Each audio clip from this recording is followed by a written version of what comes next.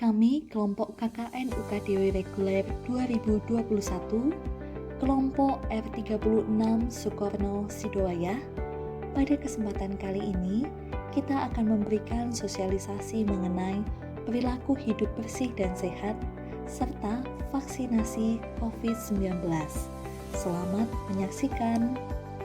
Perilaku hidup bersih dan sehat atau PHBS adalah upaya untuk memperkuat budaya seseorang, kelompok, maupun masyarakat agar peduli dan mengutamakan kesehatan untuk mewujudkan kehidupan yang lebih berkualitas. Perilaku hidup bersih dan sehat atau PHBS penting untuk menjaga kesehatan kita dan mencegah penularan COVID-19. Bagaimana cara melakukan PHBS?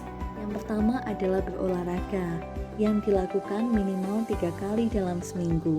Olahraga yang bisa dilakukan seperti berlari, loncat tali, bersepeda. Perlu diingat, olahraga dapat dihentikan jika kita merasa tidak nyaman pada bagian dada, sesak napas, nyeri punggung, demam, nyeri pada sendi, kelelahan, dan pusing. Apabila kita mengalami kendala saat berolahraga, maka alternatif kita bisa melakukan aktivitas fisik.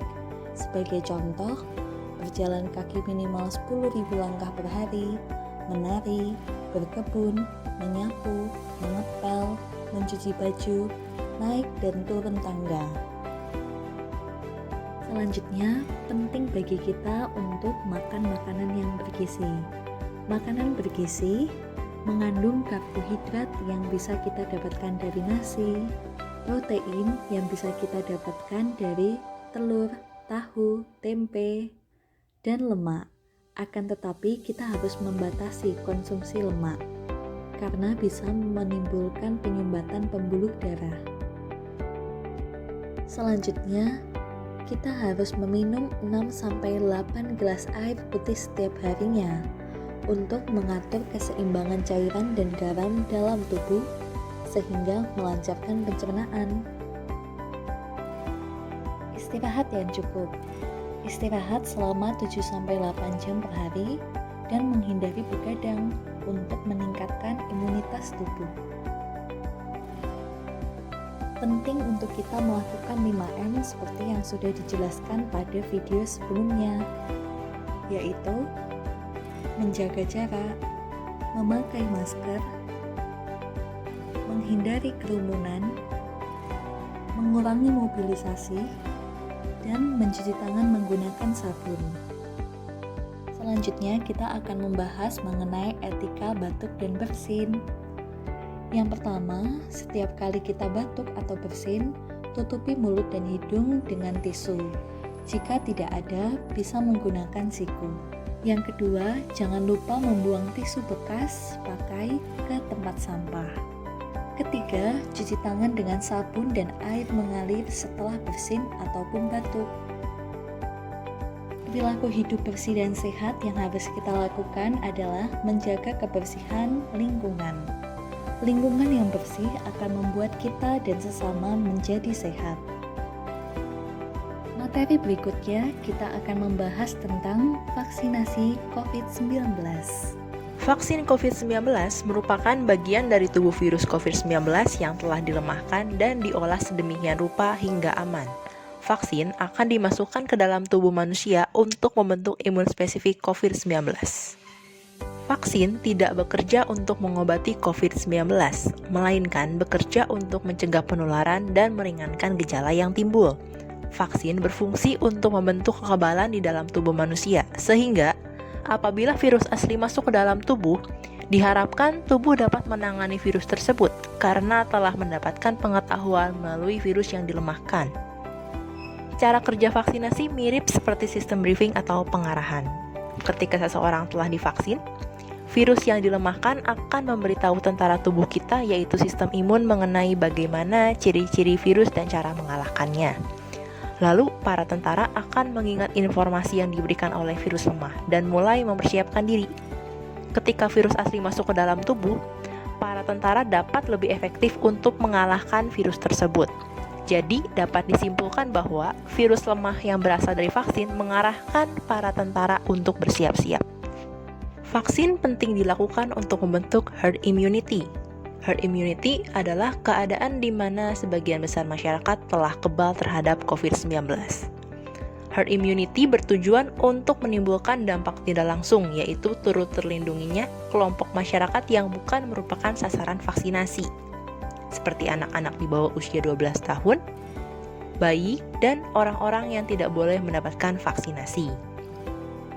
Kita beri contoh, ada dua kelompok masyarakat, yaitu masyarakat A dan B. Di kelompok masyarakat A, ada satu orang yang belum mendapatkan vaksinasi karena memiliki penyakit kencing manis yang tidak terkontrol.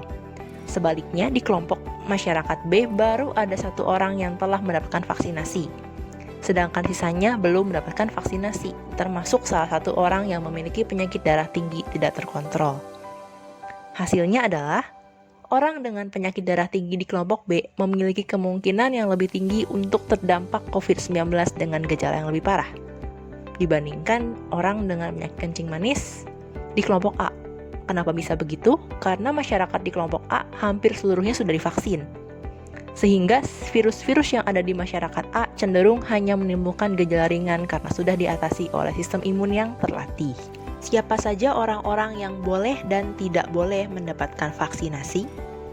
Yang boleh mendapatkan vaksinasi diantaranya adalah orang-orang yang berusia di atas 12 tahun, orang yang telah sembuh dari COVID-19, orang dengan penyakit penyerta yang terkontrol seperti tekanan darah tinggi dan kencing manis yang rutin mengonsumsi obat. Namun, ada baiknya tetap berkonsultasi dengan dokter.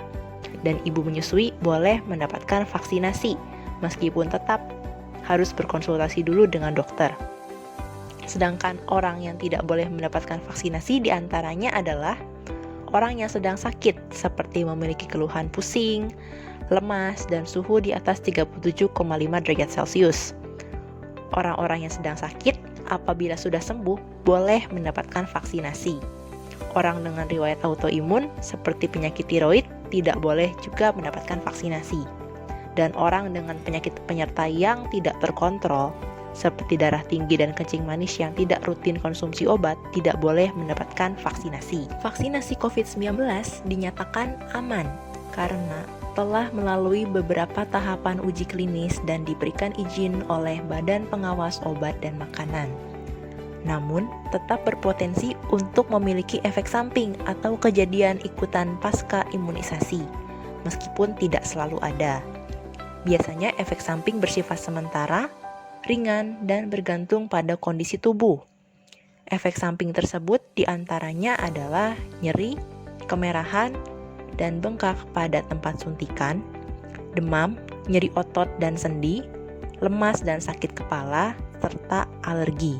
Kita sudah sampai di penghujung video edukasi pencegahan COVID-19 melalui 3M dan PHBS. Kami, seluruh anggota kelompok KKN 36 dari UKDW, mengucapkan terima kasih atas perhatian, antusias, dan partisipasi dari warga Padukuhan Sidowaya.